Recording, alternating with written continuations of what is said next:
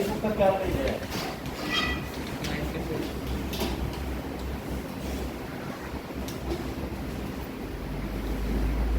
Show the components of transportation system.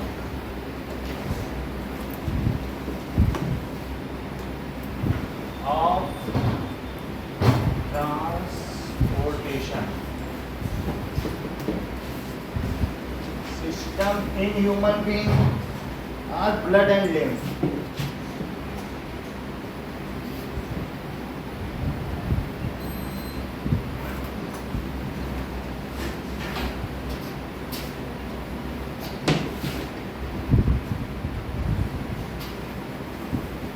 तो blood और lymph के बारे में बताना है कि वो क्या कर रहा है।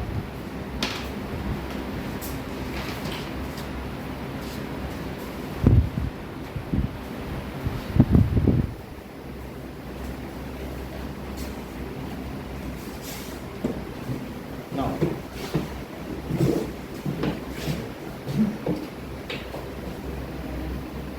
पहला that is RBC carry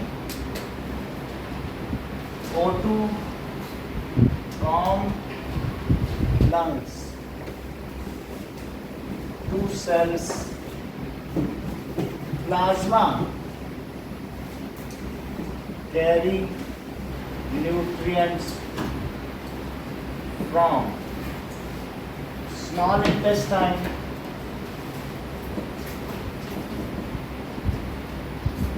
to cells. Plasma carry water from large intestine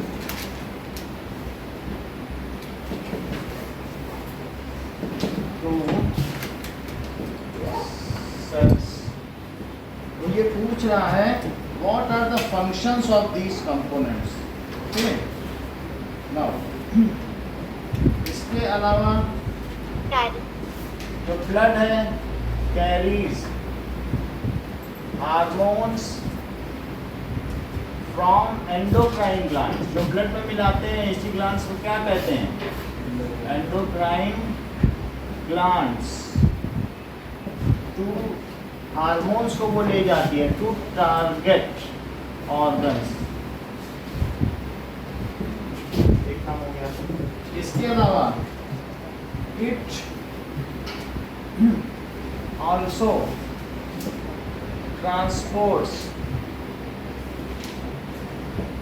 जो फ्लूइड वेस्ट है, तो फ्लूइड के वेस्ट को, सॉलिड वेस्ट को तो डाइजेस्टिव सिस्टम निकालता है, तो फ्लूइड वेस्ट जैसे यूरिया, एक्सेस सॉल्ट, वाटर, तो ये ट्रांसपोर्ट करती है टू, कहाँ तक ले जाएगा blood? That is to kidney. इतना काम है, फिर किडनी उसे थ्रो कर देगी, उसके आगे का काम नहीं है। यूरिनरी ब्लैडर में ब्लड थोड़ी जाता है, बस किडनी तक ले गई, वहाँ से फिर आगे का काम किडनी करेगी। तो पहला है कि ब्लड क्या काम कर रहा है। अब लिम्फ क्या काम करेगा? Lymph puts extra cellular fluid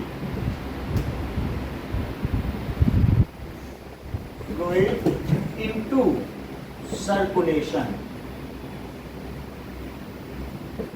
It also cleans extracellular fluid and kills pathogen.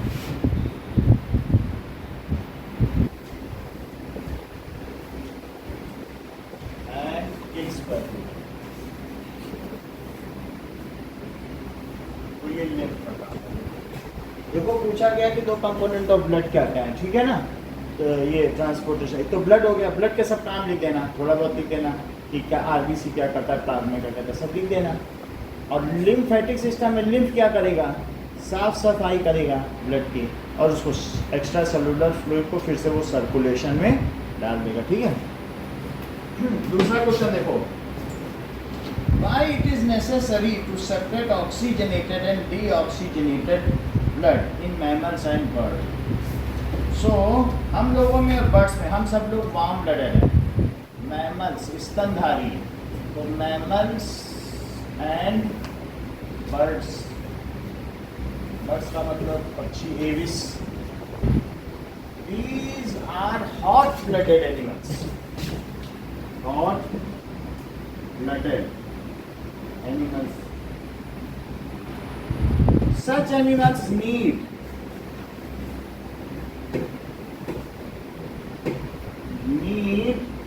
constant body temperature. उनकी बॉडी का टेम्परेचर कांस्टेंट होना चाहिए, नहीं तो प्रोटीन काम नहीं करेगा। 1 डिग्री ऊपर नीचे चाहिए, 1 डिग्री ऊपर नीचे हो जाएगा प्रोटीन खुल जाएंगे। हमने बता दें एल्ब्यूमिन में अंडे को उबालते हैं तो खुल नहीं जाते हैं, खुल जाएंगे। तो इस तरीके से तो हमें कैसा चाहिए बताइए, कांस्टेंट। हमारी बॉडी टेम्परेचर स्पेसिफिक है और साथ में एसिड यानी पीएच स्पेसिफिक है, पीएच की वैल्यू भी नहीं बदलनी चाहिए पूरी बॉडी में पूरा जीवन भर। और न टेम्परेचर 37 डिग्री सेल्सियस होना चाहिए या 98.6 डिग्री फ़ारेनहाइट। तो हम लोगों को नीड कांस्टेंट बॉडी टेम्परेचर ऐसा होना चाहिए, ठीक है। सो constant body temperature, so for maintaining it, ऐसा करने के लिए an efficient pump with higher efficiency which can supply more O2 and more glucose to cell is necessary. अब कांस्टेंट बॉडी के लिए एसी चलाने के लिए 34 रुपये घंटा का चलता है और कूलर 2 रुपये घंटा चलता है। एक कांस्टेंट टेम्परेचर बनाने के लिए दिन हो या रात महंगा नहीं लगेगा। कांस्टेंट चीज़ कोई चीज़ करना चाहते हैं तो हमेशा महंगी होगी। So we need an efficient pumping system. बता दो कि 2 चैम्बर, 3 चैम्बर और 4 चैम्बर में सबसे एफिशिएंट कौन सा है? 4 चैम्बर। हमें एफिशिएंट चाहिए कि नहीं? तो ये नहीं कि अरे सर से ले लो, इसी में ऑक्सीजन भी ढूंढ लो, CO2 भी मिला है तो क्या है, ऐसे नहीं चलेगा। प्योर ऑक्सीजनेटेड भेजो, ये नहीं कि मिक्स भेज दिए, मिक्स में फिर वो एसी चल पाएगा क्या? तो इस तरीके से for maintaining it a proper and efficient supply of, इसकी सप्लाई दो ही चीज तो चाहिए, supply of O2 and glucose. Glucose अब चूंकि ऑक्सीजनेटेड है तो हम ग्लूकोज की बात नहीं करेंगे क्योंकि ऑक्सीजन की बात करें ना। तो supply of O2 is needed which is fulfilled by, जो किसके द्वारा पूर्ति की जाती है, फुलफिल्ड बाई 4 चैम्बर हेड।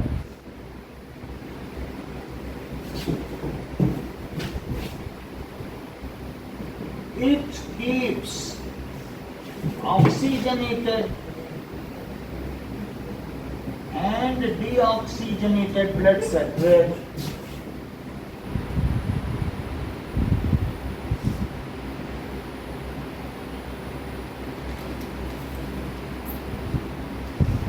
इसको अलग करता है and supplies oxygenated blood only to cells. ये काम तो हो रहा है। And supplies oxygenated blood to cells. इससे क्या होगा? That is hence higher rate of respiration can be achieved.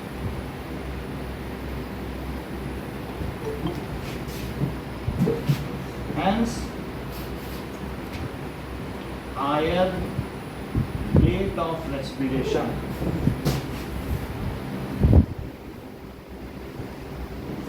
is achieved, which results liberation of large amount of energy. तभी तो हम लोग हॉट ब्लड है ना। Which results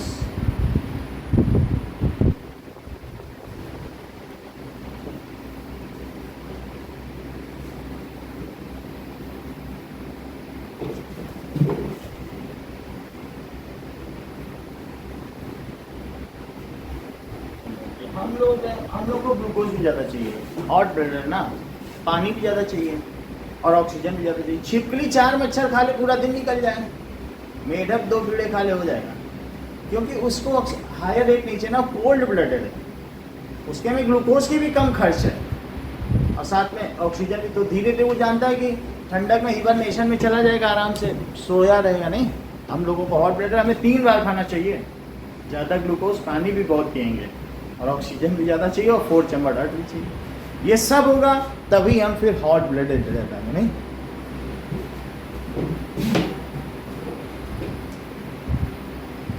What are the components of transportation system in highly organized plants? Plants का भी नहीं लेते हैं, plants का अलग से ले लेंगे, ठीक है।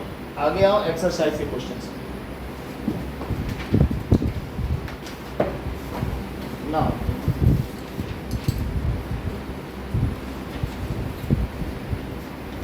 describe the structure and functioning of nephron.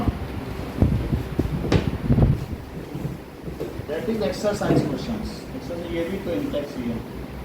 कितना 97 पेज होगा? That is page 98.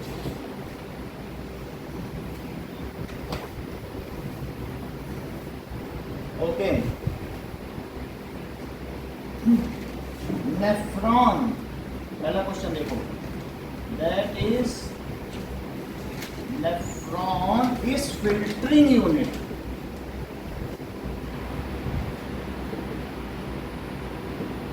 Present in kidney. There are millions of such basic units. There are millions of such basic units. वैसे 2 मिलियन है present in it, which filters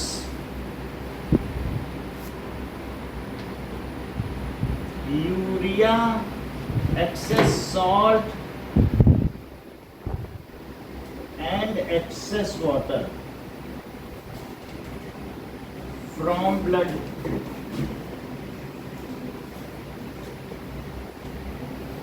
ये nephron जो है ऐसा करती हैं, excess salt, excess blood, excess water from blood and make urine which is liquid waste.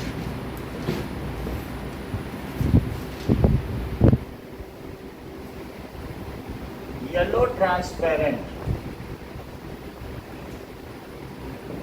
liquid waste.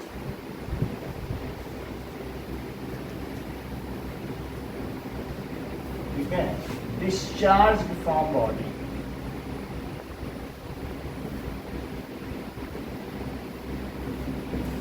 Time to time. ये तो बता दिया नेफ्रॉन क्या करता है। So it consist of 3 parts.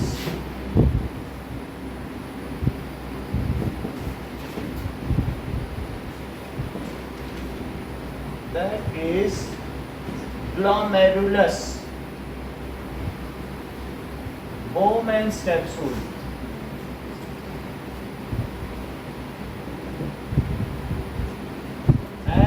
of Henle।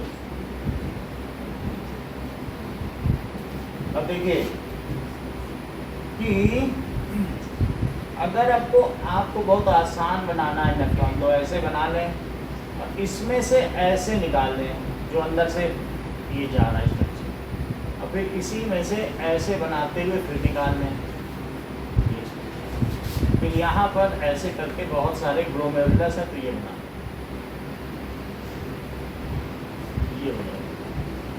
Loop of handling में से जो लूप आएगा ये है लूप ऑफ हैंडलिंग। यही बाद में यूरेटर में चला जाएगा, यही यूरेटर में जाएगा। So these are collecting ducts which ultimately meet into ureter. Ureter में से बहुत सारे एक ही में लाखों होंगे, हर एक मेड्यूला में, इनको फिर से इस पे लपेट लें।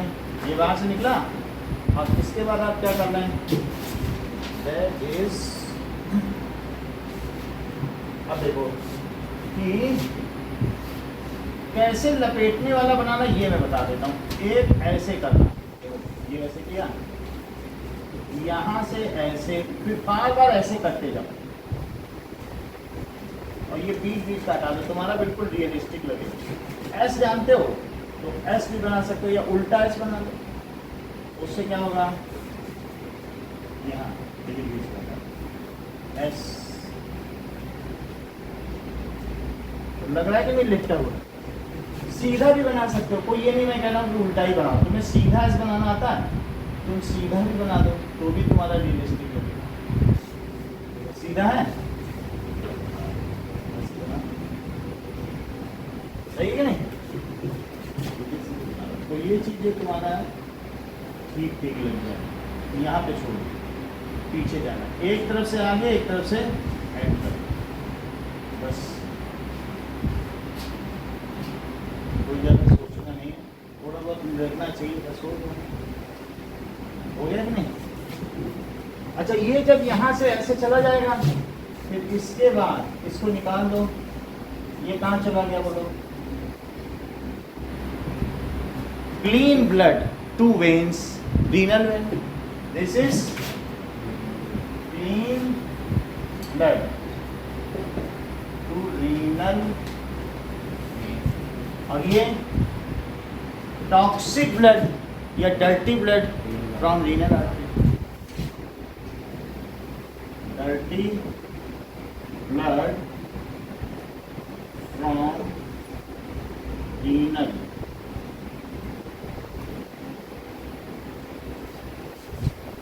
किडनी को रीनी कहते हैं।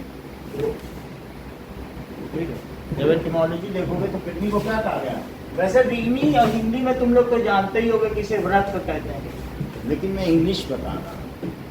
हिंदी में सभी लोग कहते हैं व्रत भी कह सकते हैं, कुछ लोग इसे कहते हैं कि गुर्दे में पथरी, गुर्दा भी कहते हैं, गुर्दा फोड़ देंगे, यानी यही फोड़ेंगे, गुर्दा गुंडे लोग बोलते हैं, और जो पढ़े लिखे वो व्रत बोलेंगे, और फिर किडनी भी बोल सकते हो, रीनी भी बोल सकते हो, चार ऑप्शन। अब जरा देखें तो ये तो हमने बता दिया, इसमें तीन सारी चीज़ें होती हैं, और क्या क्या होता होगा, डर्टी ब्लड गोस, और भी पूरा तुम लिख लोगे ना इसके बारे में, जैसा कल बताया है। फिर आता है सेलेक्टिव रीएब्जॉर्प्शन, क्या होता है दिव्या,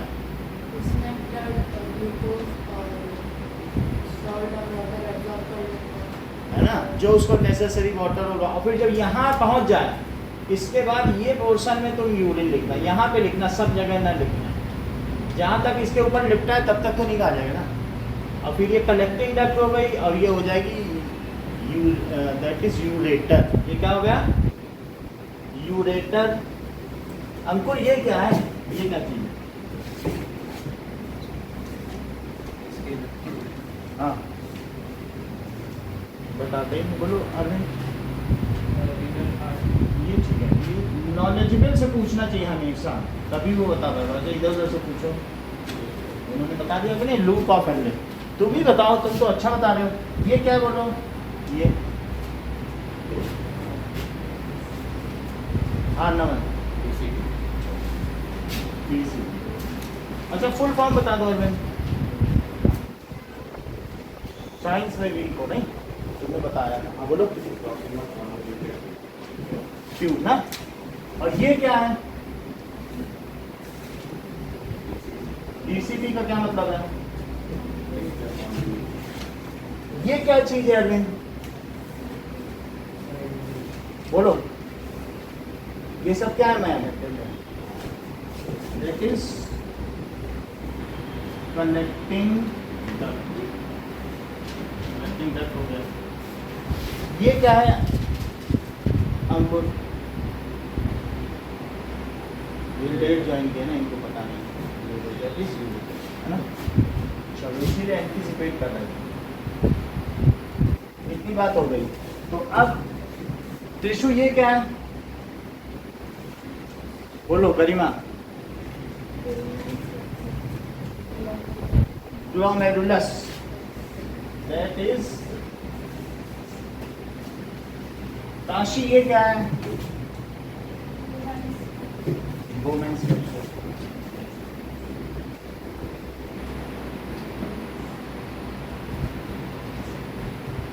ठीक है।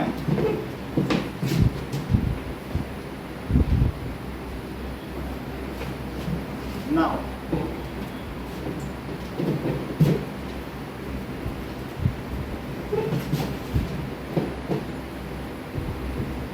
तो इसके बाद क्या क्या होता है ये सब आपको लिखना है।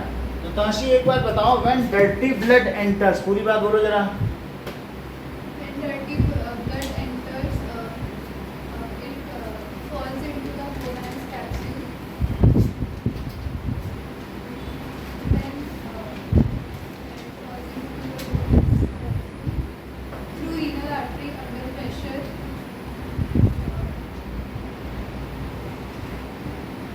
थोड़ा तो चलो आधा तक तो जाओ, फिर उसको हम दे देंगे। शुरू का तो बोलो ना, 8-10 लाइन। हाँ दिव्या बोलो। When dirty blood fall into Bowman's capsule, by renal artery further subdivided into capillaries called glomerulus. With bunch of capillaries बोलना। bunch of capillaries called glomerulus. At their blood drains all its component except RBC, WBC, plasma and platelets. Further the blood the renal arteries move towards and wrap around the U-shaped loop of Henle, and at their selective reabsorption take place.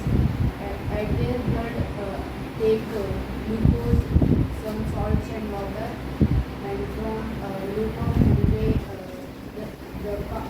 which is not absorbed is called urine, and it is a yellow transparent fluid which falls into collecting duct and further falls into a ureter, and after that it falls into a muscular bag called urinary. वो सब आप छोड़िए।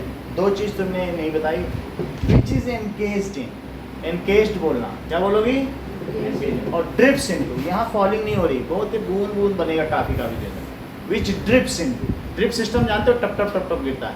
और ये भी है विच drips into ureter, ureter से जब मस्कुलर बैग में जाए तब फॉल्स बोल देना। ठीक, अच्छा बताया।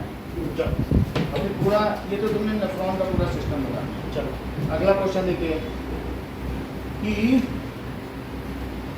सबको भगवान ने एक ही दिमाग दिया है। अभी अरविंद सोचेंगे कि ये ऊंची जात की होंगी, ये जानती होंगी हम नीची जात के हैं, नहीं बता रहे हैं, ऐसे मत सोचो।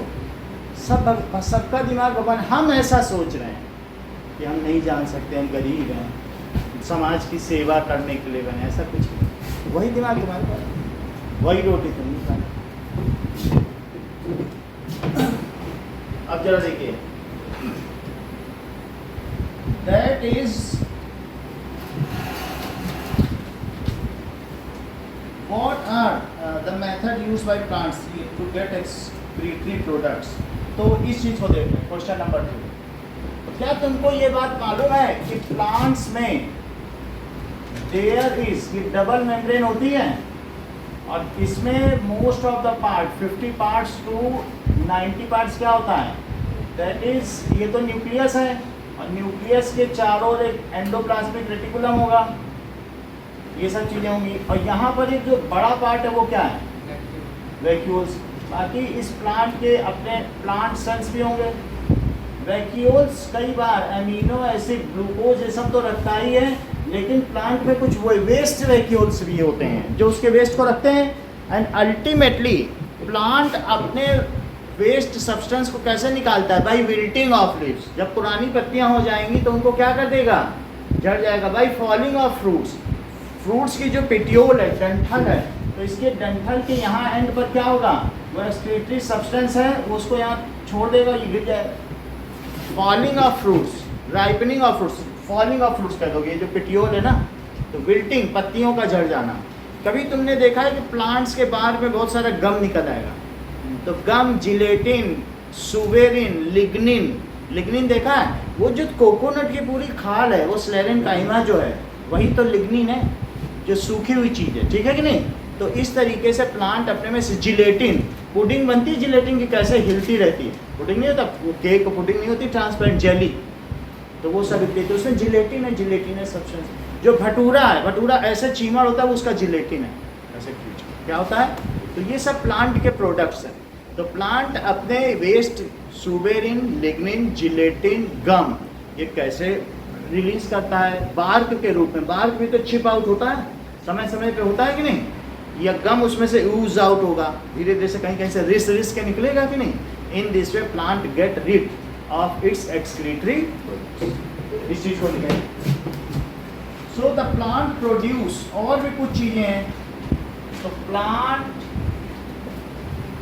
प्रोड्यूस CO2 किसमें वो प्रोड्यूस करता है बताइए, as waste product, as waste product and take O2। क्या प्लांट भी रेस्पिरेशन करता है, टेक O2, ये रिलीज करता है from atmosphere, take O2 for respiration, ऐसा प्लांट करेगा। यानी कहने का मतलब है C6H12O6 और प्लस 6O2 से क्या होगा बताइए, 6CO2 प्लस, अब यहाँ पर लिखना चाहो तो 6H2O भी लिखो, तब वहाँ क्या लिख देंगे 12H2O, ये तोड़ देगा, that is 38 ATP energy. However this is, ये जो चीज हो रही है उसके माइटोकॉन्ड्रिया में हो रही है, mitochondria. However the rate of photosynthesis is 10 times faster than it, so most of the CO2 produced during this process is utilized। उसको तो बाहर से लेनी पड़ रही है CO2, तो अगर अरे तुमने रिलीज किया सेल से, हम ही को दे दो। देखो इसी सेल के अंदर ये कौन है बताओ, क्या तुम पहचान पा रहे हो, ये कौन है, माइटोकॉन्ड्रिया। और ये बताओ ये कौन है, ये कौन है, प्लास्टिक। तो प्लास्टिक बोलेगा भाई हमें खाना बनाना है, हमको बहुत सारा CO2 चाहिए, माइटोकॉन्ड्रिया से पूछेगा तुम क्या कर रहे हो, CO2 रिलीज कर रहे हो, बोलेगा हम तो ग्लूकोज तो बाहर क्यों फेंकते हो, हमको दे दो, तुम्हारे यहाँ का कचरा हमारे यहाँ का उपयोगी है कि नहीं, तो इसी से ले लेगा, बाहर फेंकने ही नहीं देगा, क्या हम तुमसे 10 गुना तेजी से खाना बना रहे जितना तुम तोड़ रहे हो, तो हमको तो बहुत सारा CO2 चाहिए। तो लिखो रेस्पिरेशन, तो ये हो गया, ये CO2 बाहर जाने ही नहीं पाएगा, रात को जा पाएगा, रात को माइटोकॉन्ड्रिया खाना नहीं बनाता है, तो रात को CO2 बाहर निकलेगा, पेड़ के नीचे नहीं सोना है, नहीं तो आपको बहुत उलझन होगी। सो ड्यूरिंग डे टाइम क्या होगा बोलिए, तो रात के लिए, ये पूरे दिन के लिए तो ये हो गया कि CO2 उसका वेस्ट है, ठीक है। During day time photosynthesis takes place,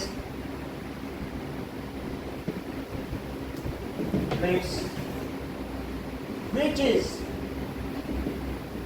much faster, वैसे 10 times कई बुक में दिया है, फिर भी मैं much faster लिख देता हूँ, then ग्लाइकोलिसिस। ये किससे ज्यादा फास्टर है, ग्लाइकोलिसिस।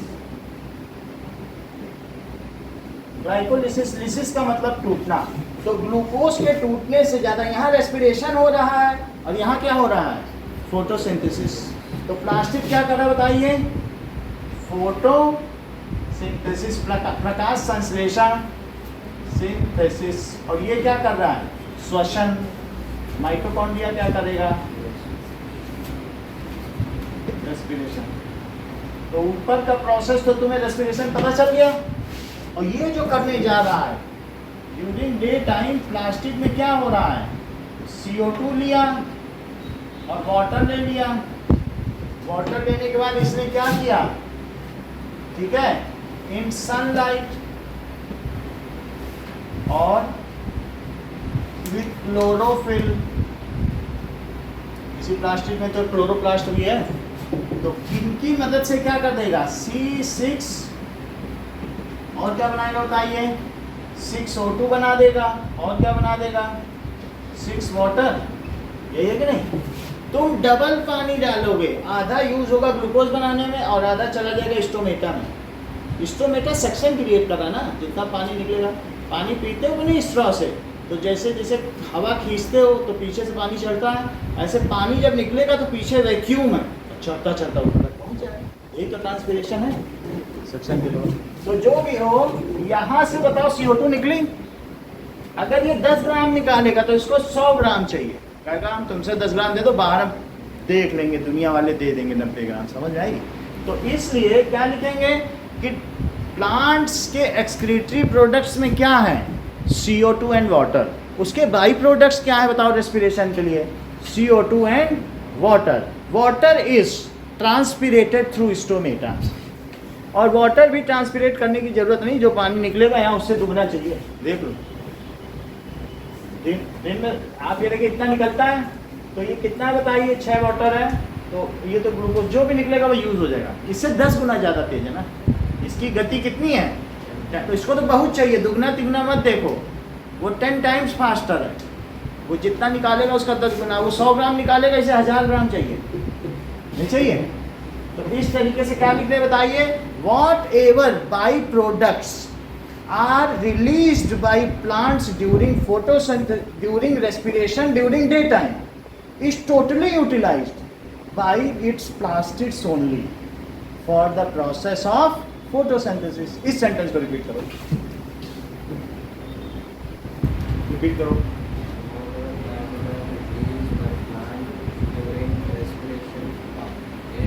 ड्यूरिंग डे टाइम जरूर बोलना, क्योंकि रात बन गया। utilized by plants in the process of by plastic. By plastic for the, अब रिपीट करने के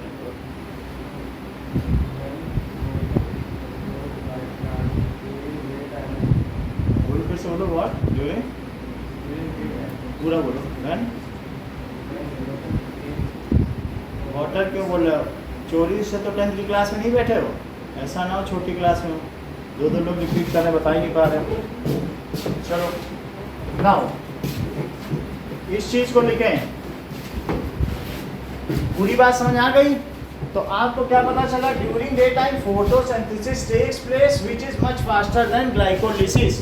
what ever by products like CO2 and water are released during respiration, in respiration. देखो फास्टर तो लिख ही लिया है, so whatever waste product या by product,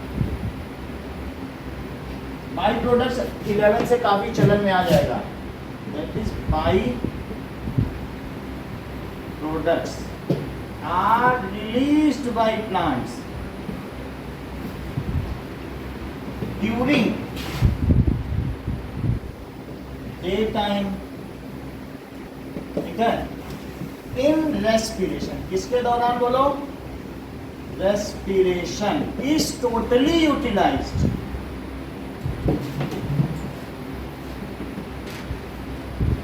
by plant itself।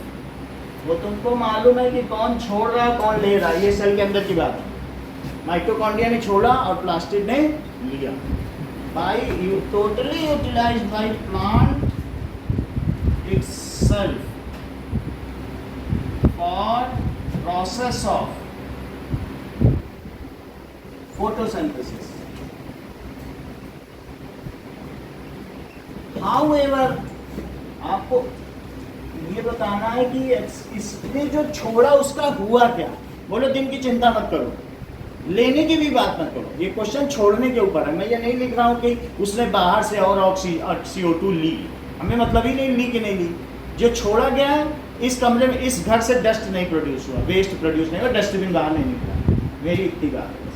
हम एक भी चीज़ एक्स्ट्रा नहीं दिखाएंगे उसको, जितना वो पूछेगा उतना ही बताएंगे, यही स्किल है ना। तो बोलो जितना उसने दिया था हमने सब फोटोसिंथेसिस में यूज़ कर दिया, हम और कहाँ से लेंगे हमें मतलब नहीं, तुमने पूछा वेस्ट का उतना ही बताना, ठीक है। अब क्या लिखोगे, during night, however during night CO2 is released by plant, ठीक है कि नहीं। However during night as no photosynthesis takes place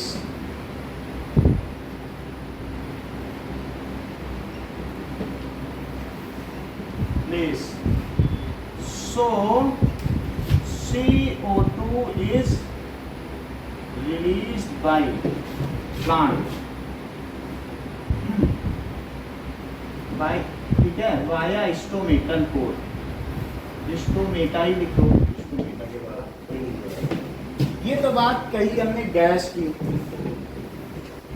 water का इशू नहीं है, वाटर थोड़ा बहुत चला जाएगा, ऑस्मोसिस के थ्रू जहाँ जाना होगा चला जाएगा, रूट में जाना होगा रूट में चला जाएगा, रूट में भी जा सकता है. अब दूसरी चीज़ देखो, इसके अलावा कि ये गैसियस वेस्ट की हमने बात की है ना. दूसरी बात, ये पहली बात हो गई, तो plant release liquid and solid waste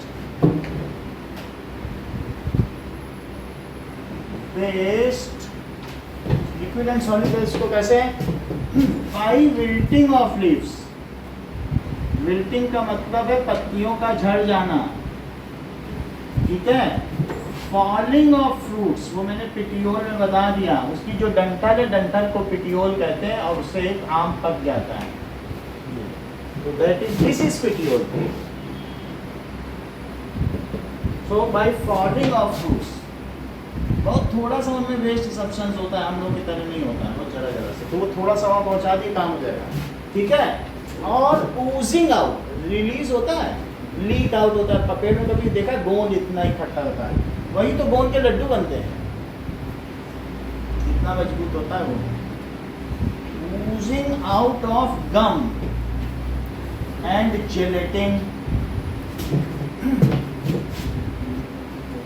गम हो गया, रेजिन लिख लो, और भी येलो भी कभी कभी निकलता है तो इसको रेजिन कहते हैं.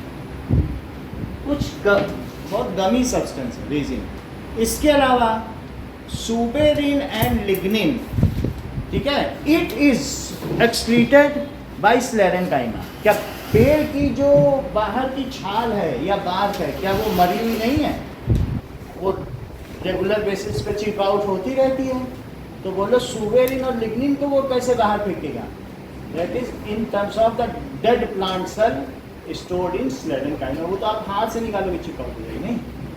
सो सुबेरिन एंड लिग्निन, तो पहले भी तुमने स्लेरेंकाइमा पढ़ा होगा, जो रेड रेड तुम्हें दिखाया गया है 9th में ऐसे, तो वो सब क्या होते थे, रेड रेड सेल बनाए थे कि नहीं ऐसे. तो उसमें दिस इज द लिग्निफाइड, कि हम ये कहते थे कि एक होता था कॉलेनकाइमा, ठीक है, पेरेनकाइमा, तो उन सब में कॉर्नर पे सेलुलोज होता था और इसमें लिग्निन होता था कि नहीं होता था, रेड रेड कलर का. तो इसलिए suberin and lignin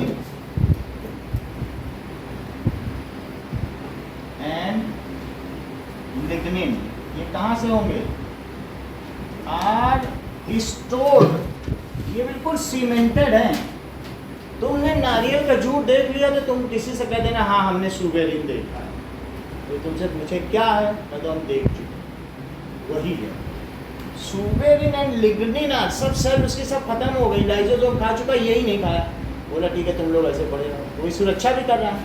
are stored in sclerenchyma as bark of plant, which times to time chip off, उसमें से धीरे धीरे निकलता रहता है ना, which time to time chip off. तो इस तरीके से प्लांट अपने एक्सक्रीटरी सब्सटेंस को बाहर निकालता है. How is the amount of urine regulated?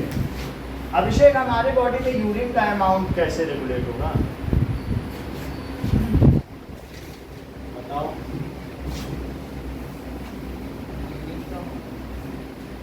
मतलब कुछ बता सकते हो तो बता दो. अंशु भैया तुम बताओ कैसे रेगुलेट, आप बोलो ना. When urinary bladder get filled,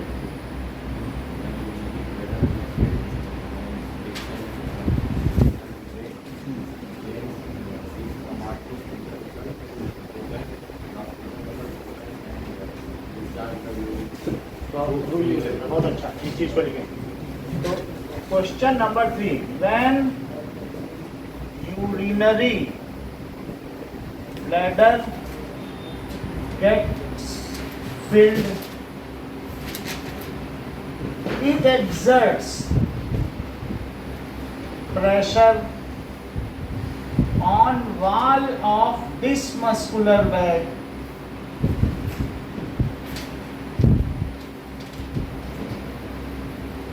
ठीक है, अब क्या होगा कि वो इस मस्कुलर बैग में प्रेशर डालेगी। दिस मैसेज, जो प्रेशर पड़ा है, this message via nerves is send to brain. Brain के पास भेज दिया जाता है। ब्रेन इस मैसेज को डिकोड कर लेता है कहाँ से आया है, डिकोड्स दिस मैसेज। मैसेज में any message and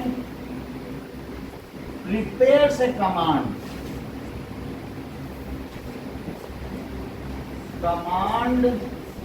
to open sphincter muscle.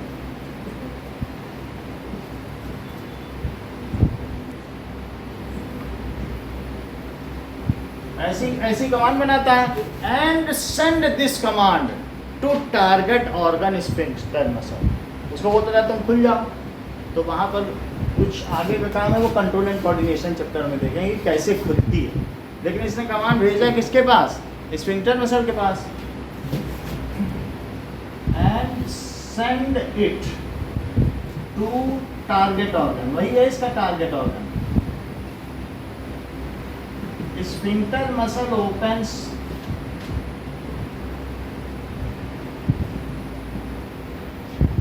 And फिर क्या होगा, opens and urine is discharged through urethra. Amount of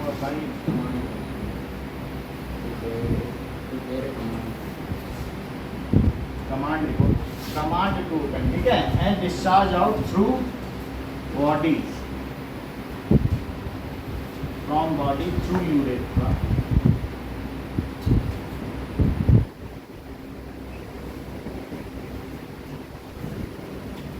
इस तरीके से बाहर निकल जाता है।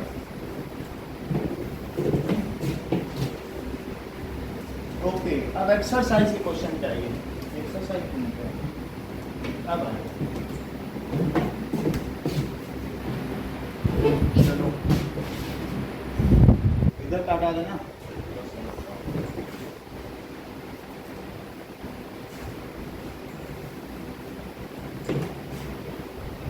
ओके, पहला क्वेश्चन देखो, the kidney in human being are part of a system. Suzanne,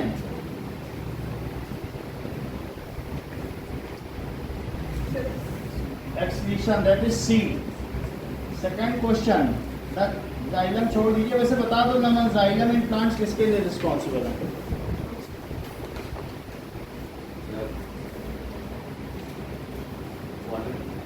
okay, that is transportation of water. Third, Shreyansh, the autotrophic mode of nutrition requires all of them. All of the above. इसको अगर nutrition autotrophic mode में से CO2 water भी चाहिए, chlorophyll भी चाहिए, sunlight भी चाहिए। Fourth, the break down of pyruvate Ankur to give CO2 water and energy takes place in. बताओ, तुम तो हर चीज जानते हो। हाँ बोलो Trishu. Break down of pyruvate, सही है, पाइरूवेट तो वहीं टूटता है ना। ग्लूकोज कहाँ टूटता है? साइटोप्लाज्म में। और पाइरूवेट कहाँ टूटेगा? सही बताया है, पाइरूवेट का टूटना तो वहीं होगा नहीं। That is B. आगे देखो, question number 5, how are fats digested in body, where does this process takes place? Fats are digested in our body in small intestine, duodenum. Fats are digested in body in small intestine.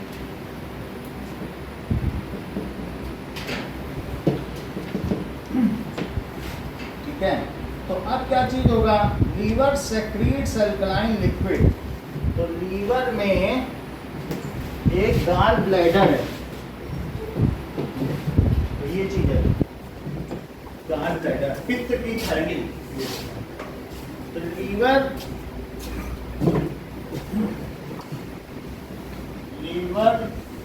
सेक्रीट्स bile juice, ठीक है, liver secretes bile juice to upper part of small intestine.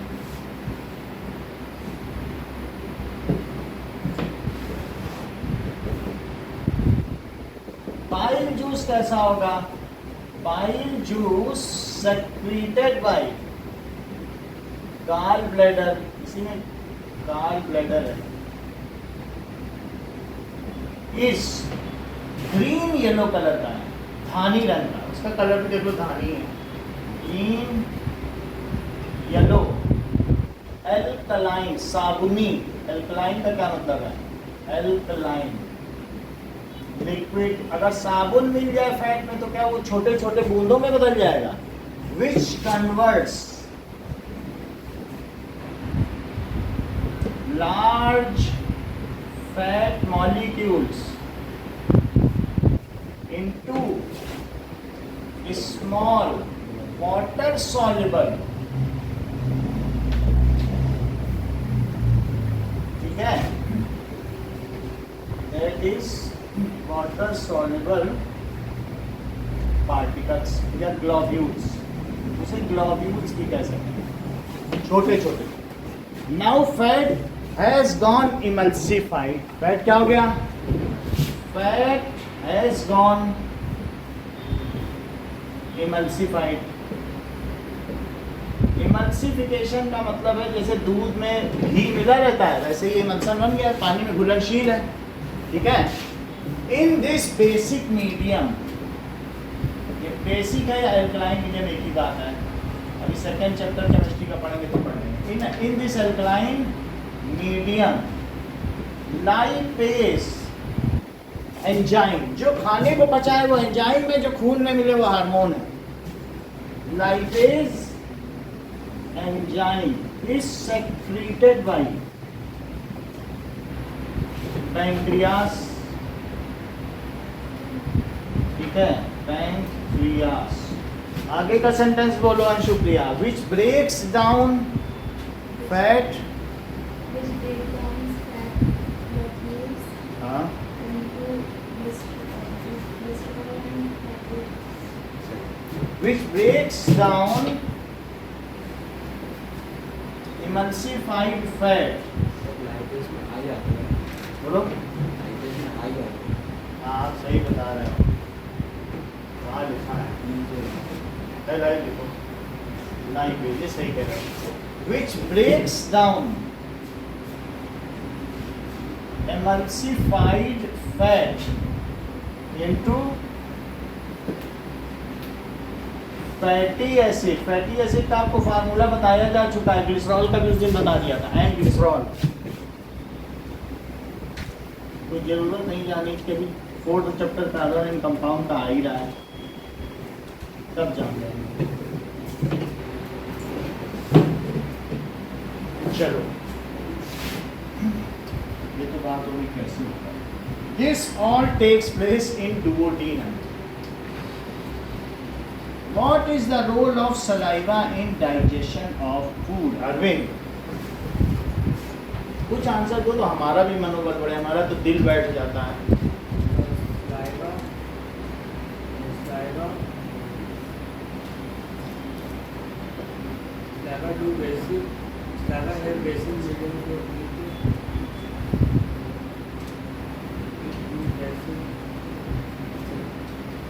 बता ही नहीं रहे, चंद्रशेखर बोलो, saliva का क्या role है खाना के डाइजेशन?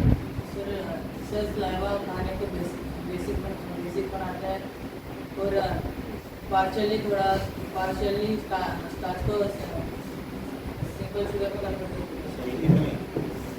तो सलाइवा क्या करता है? Saliva makes food basic and prevents, जो ये चीज होती है, ठीक है, बेसिक बनाना और हमारे टूथ डिके को रोकता है कि नहीं, एंड बेसिक होने से और भी होता है, it makes the food softer. साबुन मिल जाए किसी चीज में तो क्या आसानी से फिसल जाएगा, and makes food basic and slippery so that it can easily pass through oesophagus. बोलो बात सही है? Basic and slippery so that it can easily pass through esophagus.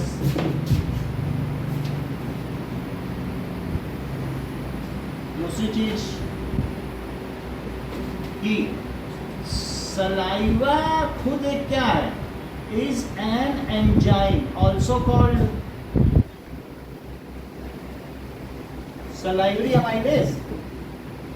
Salivary amylase which breaks down complex sugar, या starch बोलो, breaks down, जिसे जो लिखना हो वो लिख ले, कॉम्प्लेक्स शुगर भी या स्टार्च, जटिल शर्करा को वो साधारण शर्करा में परिवर्तित कर देता है। स्टार्च मक्के में होता है, आलू में होता है, इन्हीं सब में होता है, रोटी में होता है, राइस में होता है, दैट इज मेज, पोटैटो, राइस, व्हीट, और इसको ग्लूकोज जैसा मीठा बना देता है अगर ज्यादा देर तक चलाओगे, यही कूड़ा बदल देगा into simple sugar, that is glucose. हाँ सुजन, सी क्या बताया था तुमने? इसको बताया था, मुझे ध्यान आ रहा है। हाँ बोलो दिव्या, बोलिए अभिषेक।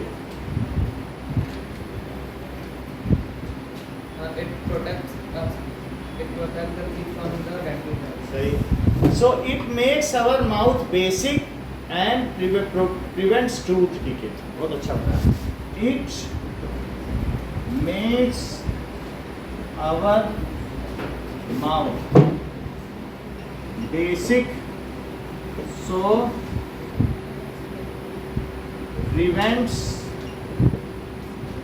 tooth decay. अब जैसे कभी मयंक की मम्मी ने कहा भाई तुम्हारी जुबान बहुत फिसलती है, तो मयंक बोला मम्मी क्या करें, मुंह में सलाइवा है, सलाइवा रिक्लाइन होता है, वो फिसलता है, इसलिए मेरी जुबान फिसलती है। तो मयंक का ये कारण वैज्ञानिक माना जाएगा कि नहीं? कि नहीं मानेंगे मम्मी? कहेंगे जब सलाइवा सोपी है, वो फिसल रहा है, तो जुबान तो फिसलेगी। मम्मी बोली बहुत ज़्यादा जानकार है बेटा।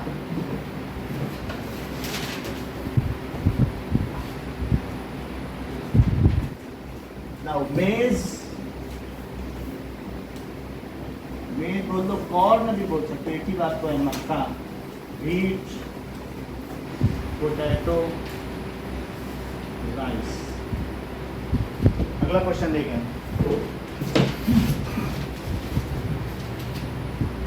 What are the conditions necessary for autotrophic nutrition and what are its byproducts? तो क्वेश्चन नंबर 7 देखो। ऑटोट्रोपिक मोड ऑफ न्यूट्रिशन ये बहुत बार आ चुका है, तो आसानी से लिख सकते हो। इनके लिए क्या क्या चीज़ चाहिए? देखो CO2 और वाटर मिलकर क्या बना देते हैं? C6H12O6, थोड़ा पानी चाहिए 6, और ये 6 चाहिए क्या? ये सही मिला, 12 लिख दें, और प्लस 6O2 और प्लस 6H2O, सनलाइट और क्लोरोप्लास्ट प्लास्टिक में होगा, क्लोरोप्लास्ट में होगा। सो अब ये देखिए, Autotrophic nutrition. In autotrophic nutrition,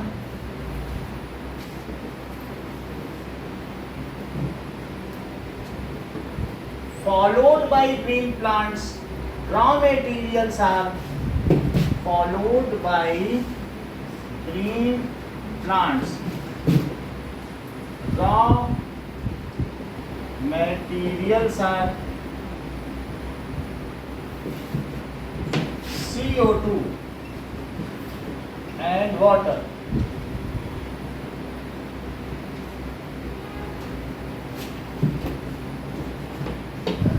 हाँ अंशुप्रिया, रात को फोटोसिंथेसिस के लिए नहीं क्या चाहिए?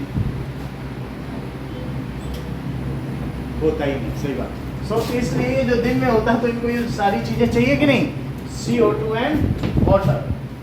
It takes place in presence of sunlight.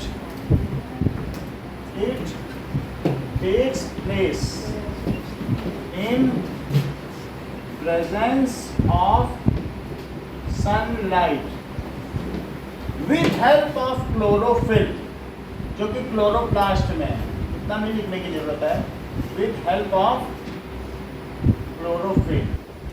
और मयंक इसके बाई प्रोडक्ट्स क्या हैं? हाँ, इट्स बाई प्रोडक्ट्स आर, क्योंकि ये तो माइटोकॉन्ड्रिया को भेज देगा, जाओ वहाँ टूटो जाके, खाना बन गया, डाइनिंग टेबल माइटोकॉन्ड्रिया वहाँ टूटेगा। इट्स बाई प्रोडक्ट्स आर,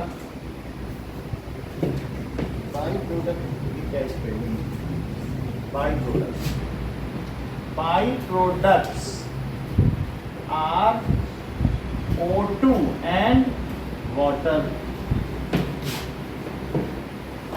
ठीक है, which is released, अब ये जिसके द्वारा भी हो तो रिलीज हो जाएगा, which is released, सारा पानी पत्तियों में जाएगा, वहाँ ग्लूकोज बनेगा, वहाँ से जो पानी निकलेगा वो जाएगा स्टोमेटा।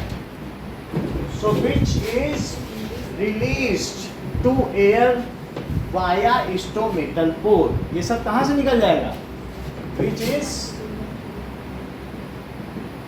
released to air, इसीलिए वातावरण ठंडा रहता है पेड़ के पास, to air via stomatal pore।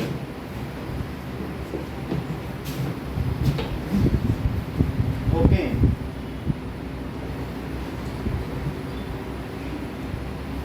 Now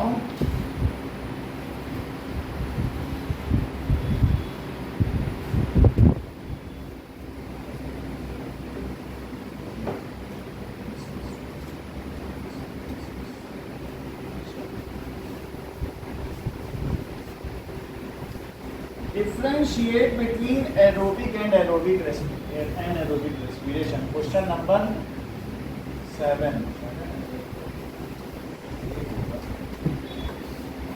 So differentiate 8 का ये part, aerobic respiration,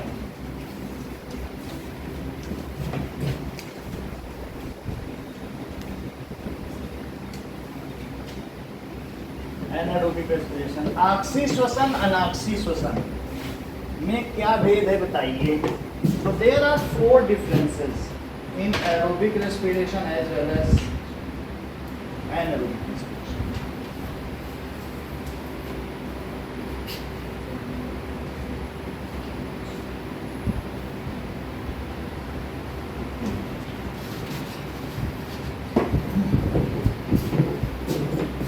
Now, aerobic respiration takes place in presence of oxygen.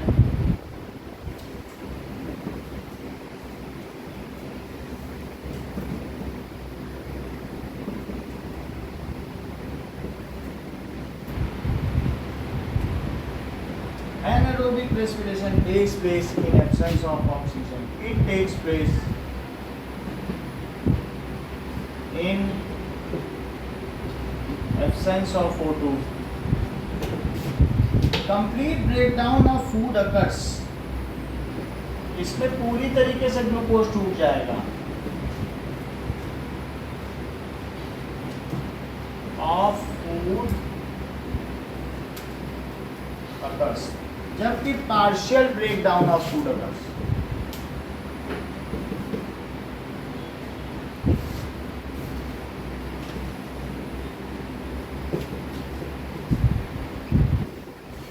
Okay and product is CO2 and water, उसी को तोड़ तोड़ के पॉइंट बनाए गए हैं। And product is CO2 and water, and product is either lactic acid in muscle cell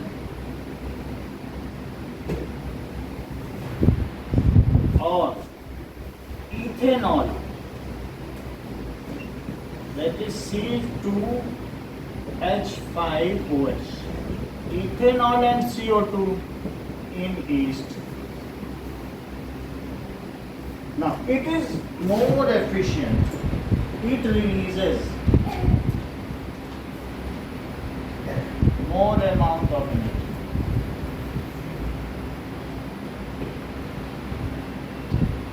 That is 38 ATP per glucose molecule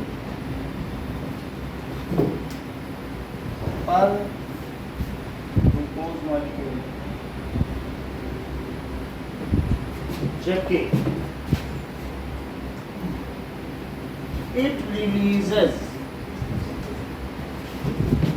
less energy.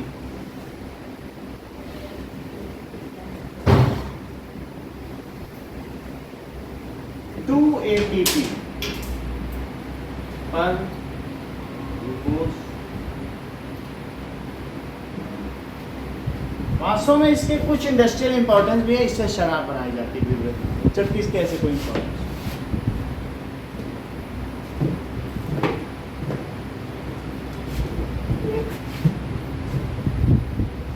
ऐसा एक पॉइंट बना सकते हो, it takes place in most of, सभी जगह होता है, प्लांट्स एंड एनिमल्स, और ये it takes place in few fungi, however it has some industrial importance. Industrial importance for making of beverage है नहीं, it takes place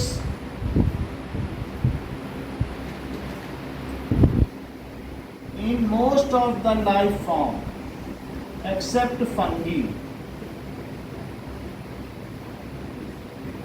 फंगी में भी नहीं, एक्सेप्ट ईस्ट, मोनोसेलुलर है जो बस, सिंगल सेलुलर, यूनिसेलुलर। ईस्ट के अलावा सब में यही हो रहा है, and it is crucial for life, इसके बिना तो काम ही ना चले। It is crucial for survival, life process में एनर्जी चाहिए, इट टेक्स प्लेस इन, ठीक है, so it takes place in life form. Muscle cell में भी होता है, लेकिन जब मैं लाइफ फॉर्म की बात कर रहा हूँ तो ईस्ट की तो बात करूँगा, मसल सेल थोड़ी बोल लूँगा। It takes place in life form, जरूर लिखना इस लाइन में, तभी मान्य होगा। ये तो टीचर कहेंगे आपने तो मसल से ही ईस्ट लिख दिया, लाइफ फॉर्म की बात करेंगे तभी तो वैलिड है। It life form east and it's is used to make beverage, पेय पदार्थ बनाने के काम करता है, beverage, ठीक है, जैसे विस्की, रम, ये सब बनाने, and has industrial importance.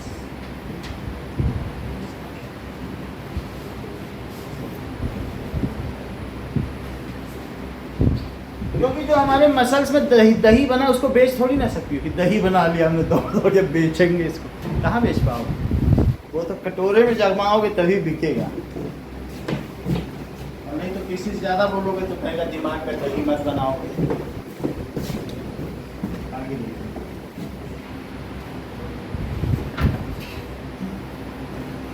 Name some organism that use aerobic and anaerobic mode of respiration. So इसका B पार्ट, एरोबिक का एक दो बता दो, एनारोबिक का एक दे दो, तो इसमें एग्जांपल उसी में दे दो, P अपने आप ही हो जाएगा, सम बैक्टीरिया, तो इसमें यही B है ना। B का देखो तो ये किसके लिए, इसी में दे दो B का एग्जांपल क्या हो गए, अमीबा, ह्यूमन, प्लांट्स, और इसमें क्या हो जाएगा, some bacteria and yeast.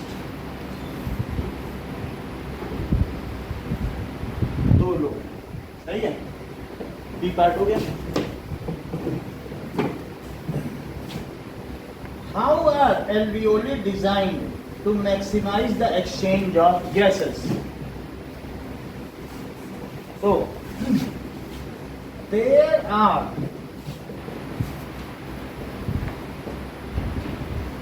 Millions of, देखो मैंने जो आपको बताया था कि किडनी में 2 मिलियन होते हैं, 2 मिलियन नेफ्रॉन होते हैं, और जहां तक इनकी बात है माइक्रोविली ये 1.8 मिलियन होते हैं। इन दोनों में हमेशा कांटे की टक्कर बनी रहती है। फिर भी मैं एक बार देख लेता हूँ।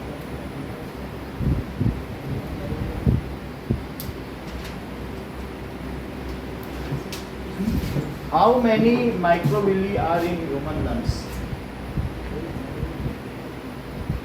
बहुत ज़्यादा, तो कितना ज़्यादा बोलते हैं 500 मिलियन इन मिलियंस का कितना मतलब है? वहाँ वो 2 मिलियन थे, 1-1 मिलियन दोनों कितने में थे, और ये कितने हैं मिलियंस, कितने मतलब 500। ऐसा इसलिए बता रहा हूँ क्योंकि लास्ट क्वेश्चन में इनकी तुलना कराई जाएगी, विली और एल्वियोली की तुलना करो, वहाँ लिखना पड़ेगा, अभी क्वेश्चन आने वाला है आपका।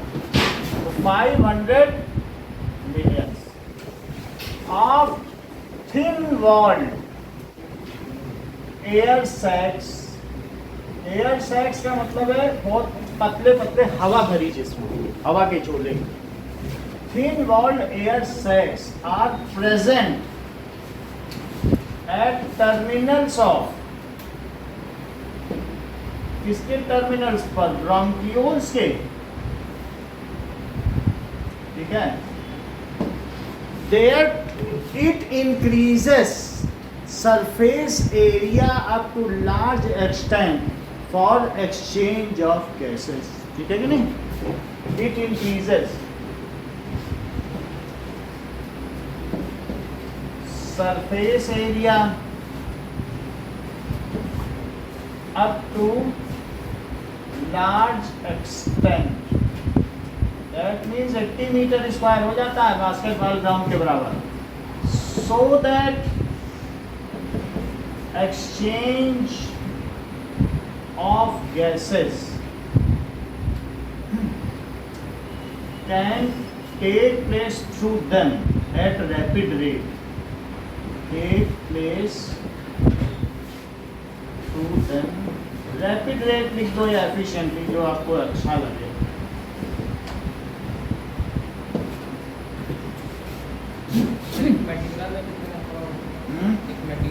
मेड्यूला, 7 मेड्यूला, ये समझो हमने बता दिया ना 10 लाख हैं, उसी में 10 लाख एक किडनी में, 2 मिलियन, एक मिलियन का हमने देखा था ना, तो 10 लाख दोनों, वो 1 मिलियन 2 मिलियन है। अब 7 मेड्यूला है तो 1 मिलियन है बाहर। अगला देखिए, सो what would be consequence of deficiency of hemoglobin in our body? यदि हमारे शरीर में रेस्पिरेटरी पिगमेंट की कमी हो जाए तो क्या दुष्परिणाम होंगे? So that is amount of haemoglobin in healthy male and female. तो इसका हम रेट बता भी दें कितना कितना होता है। Now so in healthy male में कितना होना चाहिए? It should be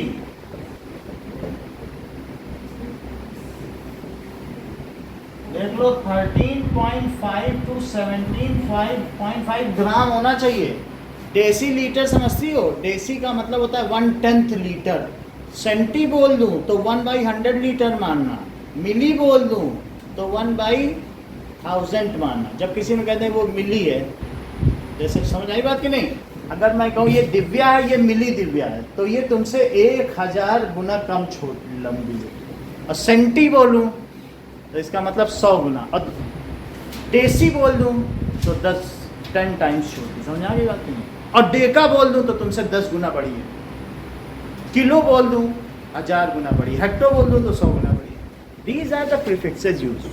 बात समझ आ गई? किसी चीज़ में मैं डेका सेकंड बोलूँ तो तुम ये समझ लेना कि कुछ चीज़ें तो आपको समझनी होंगी। अब यहाँ पर आया इसलिए बता रहा हूँ, दिस मच ग्राम पर डेसीलीटर। तो पर डेसीलीटर कितना होगा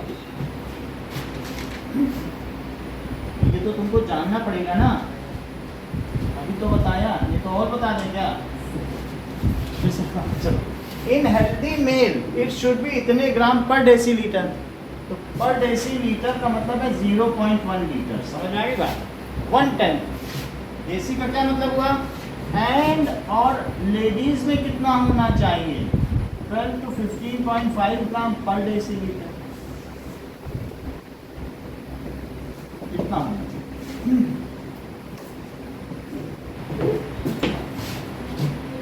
चलो इतनी बात हो गई। अब अगर ये नहीं होगा तो क्या होगा, What are the consequences of deficiency of hemoglobin?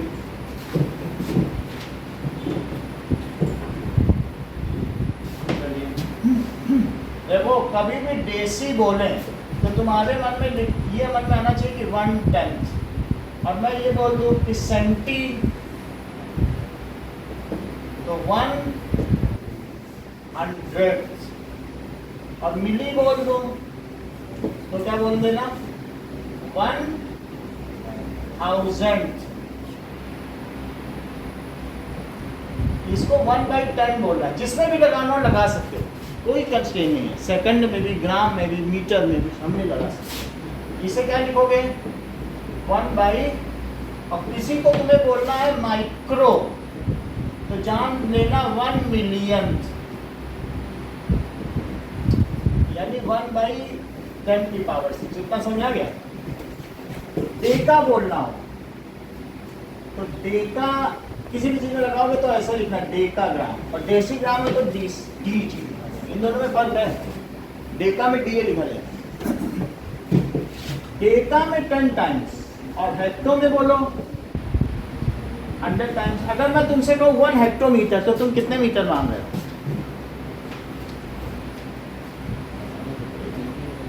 बहुत अच्छा, ये सब चीज जानते हैं। 1 हेक्टोमीटर उन्होंने बोल दिया 100 टाइम्स का तो मीटर का, बहुत अच्छा तुमने जवाब दिया। और 1 किलोमीटर देना 1000 मीटर, मीटर बोल देना 1000 जरूर लगाने, किलोमीटर तो जानते हो। तो हेक्टो में 100 टाइम्स, समझ आ गया कि नहीं। और अगर मैं कहूँ कि 1 सेंटीमीटर तो कहते ना कुछ ना करो, बस 1/100 ऑफ मीटर कर दो। ऐसा पढ़ा छोटी क्लास में, सेंटी का मतलब ही होता है 1/100 मीटर, 1 मीटर का 100, ये तो देखा होगा ना। अच्छा, तो किलो को क्या लिखोगे बोलो, 1000 टाइम्स। कोई कहे कि 1 किलोमीटर तो मीटर में 1000 लगा दो, नहीं हो जाएगा, ये चीज आपको जानना है। और मेगा मीटर तो 10⁻⁶, कभी भी मेगावाट ऐसा कहीं लिखा हो तो ऐसा। तुमको देसी का मतलब बताने के लिए इतना सब बताया जिससे तुम्हें देसी याद हो, क्योंकि कभी ब्लड रिपोर्ट आएगी उसमें देसी लीटर रहेगा तो किसी जानकार के पास मत चले जाना, खुद ही समझ लेना 1/10 लीटर, ठीक है। सो ये तो बात हो गई कि हमारे अंदर कितना होना चाहिए हीमोग्लोबिन का स्तर। एंड अगर इसकी कमी हो जाए तो क्या होगा, this is haemoglobin are respiratory pigments.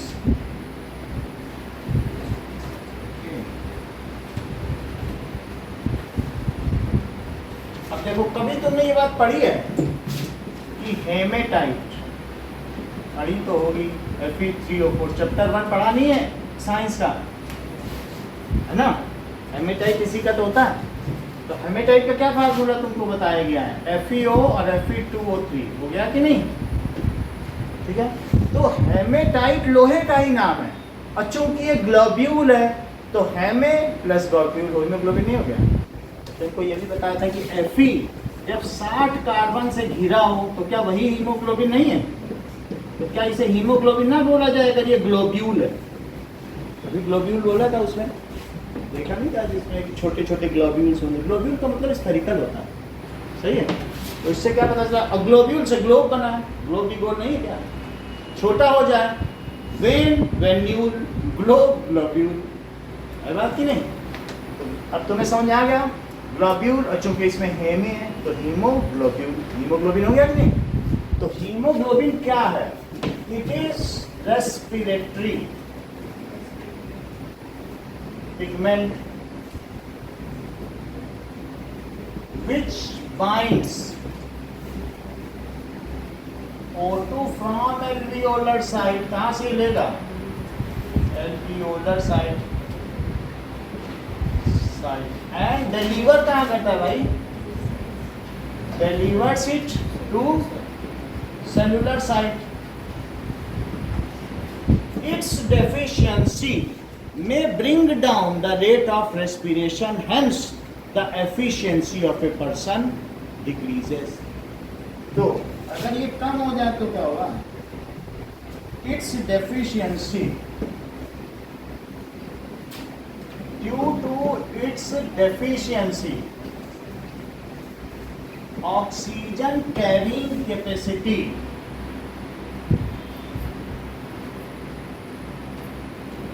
of person decreases. अगर तो क्या होगा बताइए? So rate of respiration decreases, rate of, जो तुमने खाना खाया है वो पचेगा नहीं। तुमको पहाड़ों में ज्यादा भूख क्यों लगती है मैम? पहाड़ों में ज्यादा भूख लगती है, दिल्ली में कम भूख लगती है, ऐसा क्यों? पहाड़ों में बहुत ऑक्सीजन है, खटाखट तुम जितना खाते पच जाता, फिर थोड़ी दूर मैगी खाया, फिर पकौड़ा खाया, फिर ब्रेड सैंडविच खा लिया। दिल्ली में भूख ही नहीं लगती, वहाँ ऑक्सीजन ही नहीं है। तो जिसके अंदर हीमोग्लोबिन नहीं रहेगा ना, वो खाना खाएगा पलटी हो जाएगी, सेल कहेगी तुम ग्लूकोज दिए जा रहे हो, O2 तो दे ही नहीं रहे, हम पचाएं क्या, ले जाओ अपना सब। वॉमिटिंग क्यों होगी? तो what are the syndrome of haemoglobin deficiency? उसका चेहरा पीला होगा। किसी के अंदर हीमोग्लोबिन की डेफिशिएंसी है तो जान लेना क्या क्या सिंड्रोम है। 6 तक पहुंच गया ये, अगर गर्ल्स में समझो वो मरने की हालत है, क्योंकि उसका रेस्पिरेशन ही नहीं हो पा रहा। फिर उसको अनार खिलाओ, पालक खिलाओ, सब्जियां खिलाओ, हरी सब्जी, ठीक है। तो क्या चीज़ बताई गई, बताइए इनकी डेफिशिएंसी का सिंड्रोम क्या है? सिर्फ ये कह देना रेट घट जाएगा तो क्या, घट जाए तो घट जाए, हम ही क्या लेंगे, घट रहा है, ऐसा नहीं है। घटने से बहुत दिक्कतें भी तो हैं। तो क्या होगा बताइए? रेट ऑफ रेस्पिरेशन डिक्रीजेस, तो उससे क्या होगा? Less energy is release and many of the life processes are hampered. उसमें बाधा पहुंचेगी कि नहीं? तो rate of respiration decreases, okay. और क्या होगा? सो इट्स सिंड्रोम्स, इसके लक्षण क्या क्या हैं? टायर्डनेस, जब जिसके अंदर एनर्जी नहीं बनेगी वो थक जाएगा। और क्या क्या चीज होगी? Breathing problem,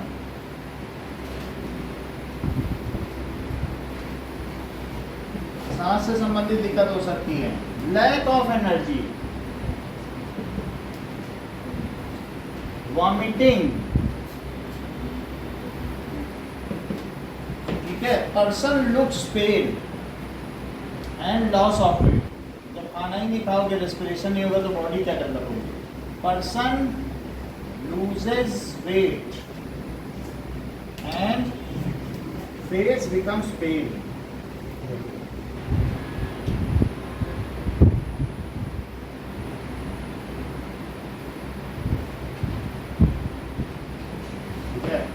Its deficiency can be fulfilled by green vegetables and pomegranate. ये आपकी जानकारी के लिए है, क्वेश्चन में नहीं पूछ सकते हैं। अनार को खा के या पालक, स्पिनच को खाकर, इनमें बहुत मात्रा होगी।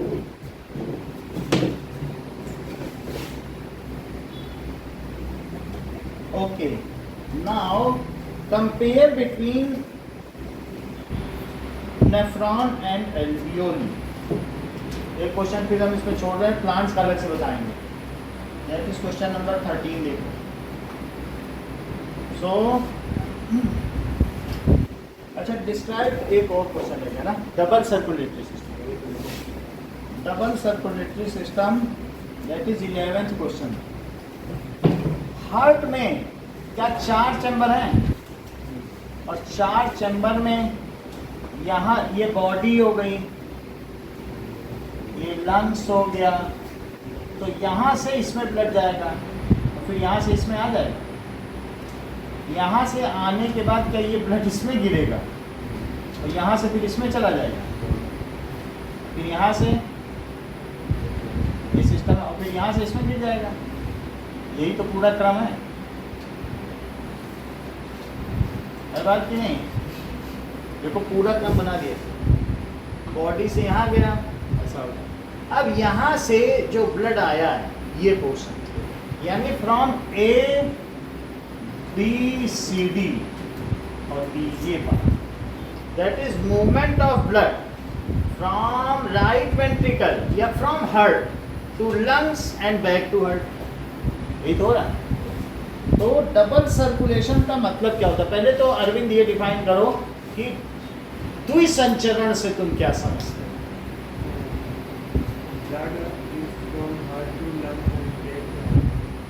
आप बताओ।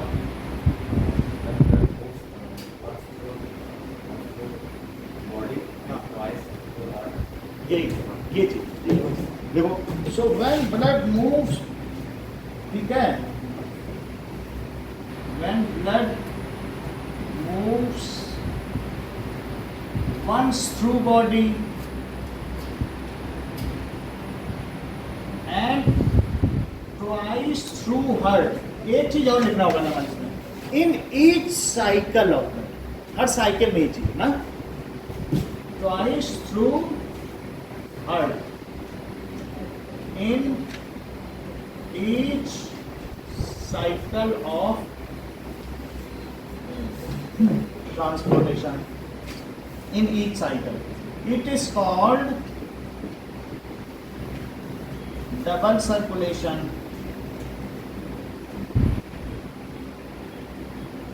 Such circulation takes place in hot-blooded animals having four-chambered heart. तो इस प्रकार का काम कहाँ होगा? Now,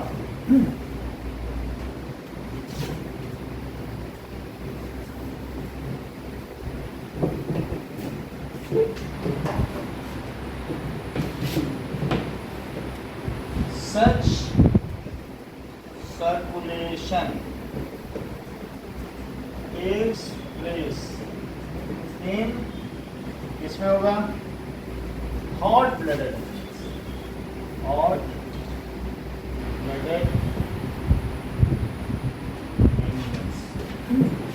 having four chambered heart. It consists of two kinds of circulation.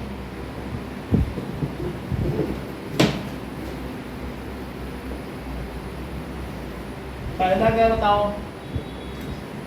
Pulmonary circulation, जो कि अरविंद ने बताई दिया है कि फुफ्फुस संचरण क्या होता है। दैट इज इन दिस, ये है पल्मोनरी सर्कुलेशन। पल्मोनस में क्या ना, तो it is called pulmonary circulation. Garima बहुत ज्यादा नहीं पूछेंगे, बस तुम हमें नाम बता दो जो दूसरा सर्कुलेशन वो बता। बोलो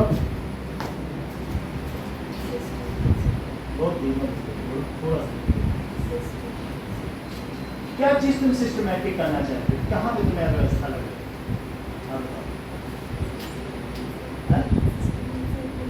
थोड़ा देखो, सिस्टेमिक ना, सिस्टमैटिक मत बोला, क्या बोलना चाहिए? सिस्टेमिक।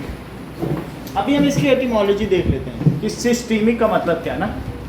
सिस्टम, मुझे लगता है कि ये बॉडी के सिस्टम में जा रहा है, इसीलिए इसे सिस्टेमिक का, और कोई मतलब नहीं। सिस्टम है ना हमारी पूरी बॉडी का सिस्टम, उसी वजह से सिस्टम, और कोई बात नहीं। तो pulmonary circulation, in this blood moves from body to lungs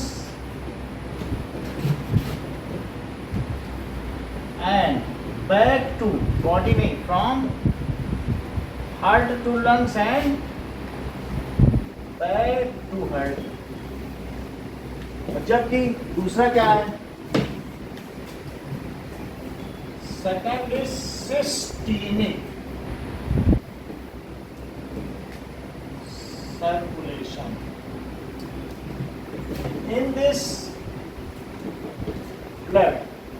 संसुप्रिया sentence complete करो। फ्रॉम बॉडी से मूव करो, चमत्कारी हो तुम। बार्गेनिंग कर लो,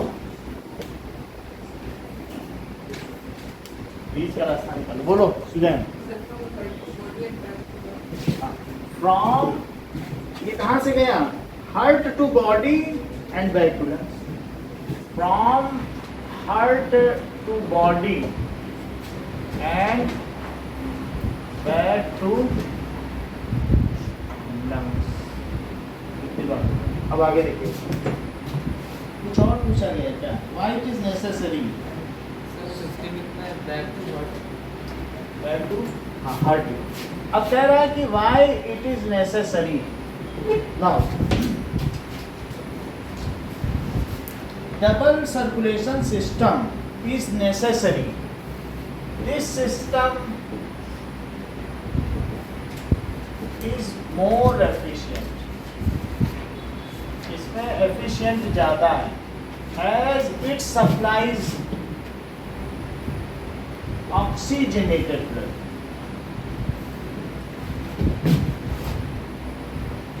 in body and keeps the rate of respiration higher.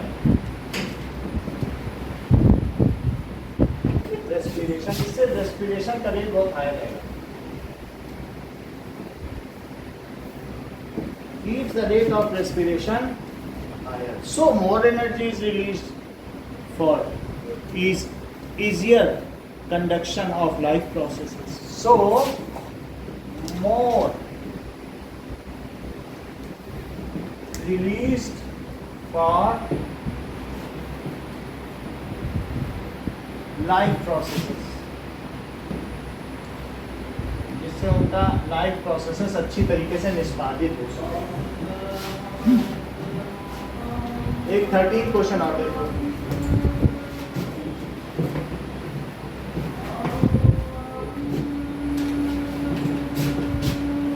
Difference between alveoli and nephron.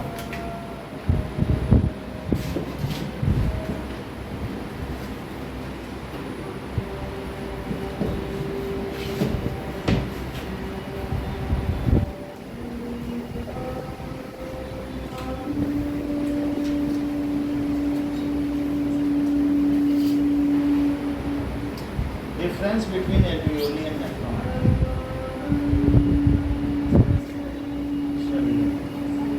Now,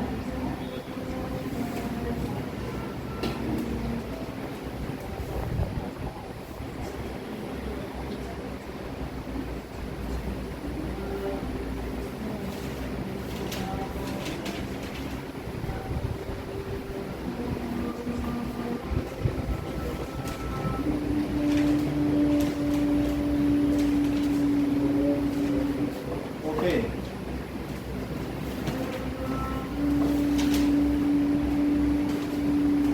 Alveoli, these are, ये कैसी होती हैं? Diffusion sites, sites of diffusion present in lungs. These are filtering unit.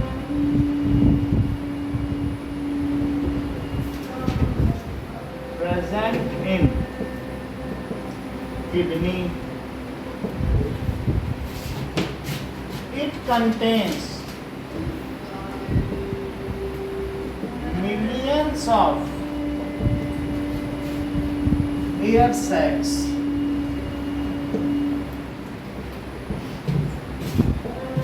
It contains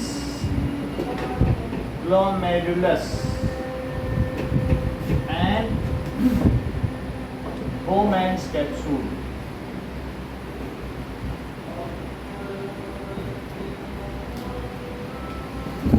Which acts as a stainer.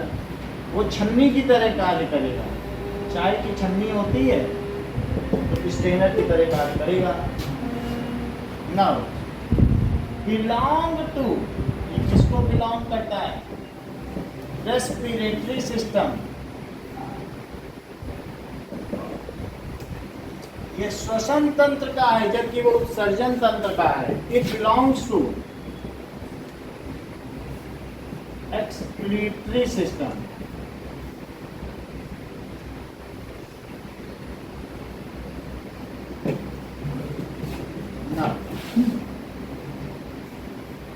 It has sac like structure, जबकि उसका tubular है, उसका कोई bag जैसा थोड़ी ना है, ये तो ट्यूबुलर है ना। इट हैज, ये झोले जैसा है, सैक लाइक स्ट्रक्चर।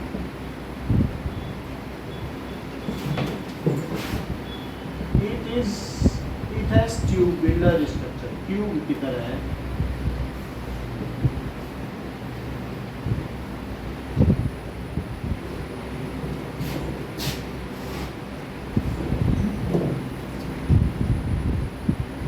एक्सचेंजेस, ठीक है, फॉर गैसियस एक्सचेंजेस, और वो किसके लिए है?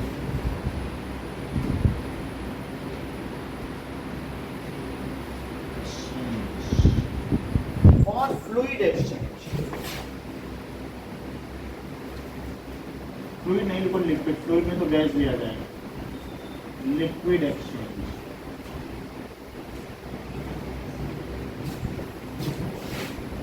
$500 million,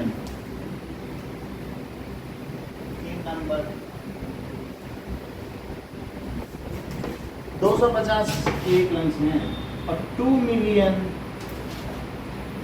तीन नंबर।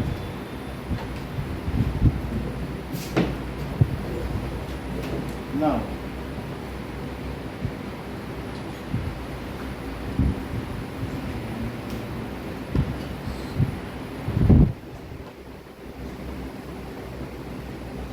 मेड अप, कभी तुमने इस तरीके की देखा है कि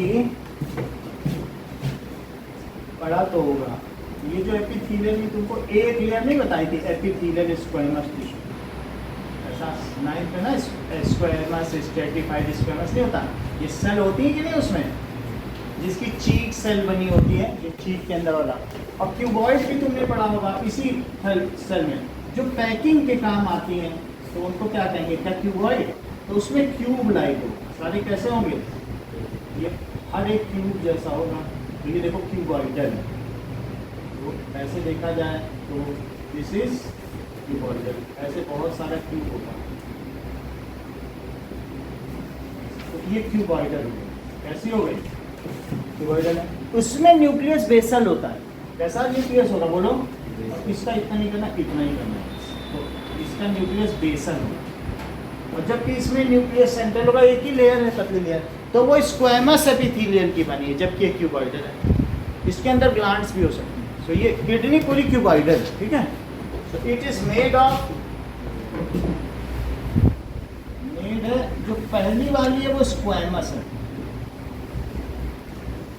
squamous epithelial tissue. Epithelial tissue होती है जो पैकिंग के काम आती है, एपिथेलियल टिश्यू।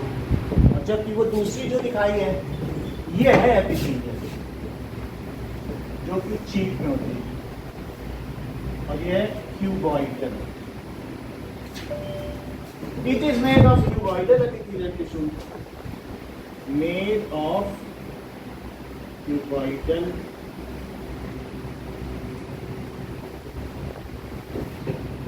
जरा देखो, तुम्हारी एक क्लास और होनी है, कल तो टेस्ट है, या तो कल शाम की कर लो या परसों सुबह की, क्योंकि हमें प्लांट्स का पढ़ाना है।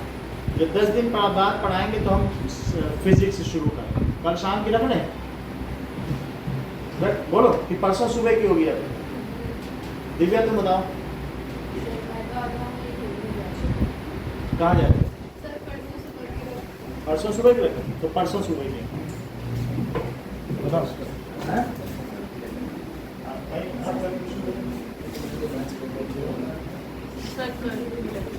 ठीक है, तो कल रख लेते हैं, कल शाम को क्लास होगी। कहाँ जा रही हो तुम? इधर उधर कर देंगे टाइम, इधर 5 से 7:30।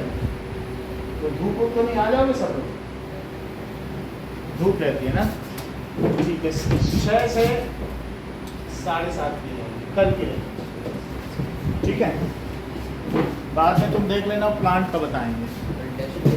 कल सुबह टेस्ट है, शाम की एक क्लास है, ये कि चैप्टर में ख़त्म करना है। पता नहीं 10 दिन के बाद नए बच्चे आएंगे, वो समझ ही ना पाएंगे चीज़ें, तो हम चाहते हैं फिर नया चैप्टर ही रहना चाहिए।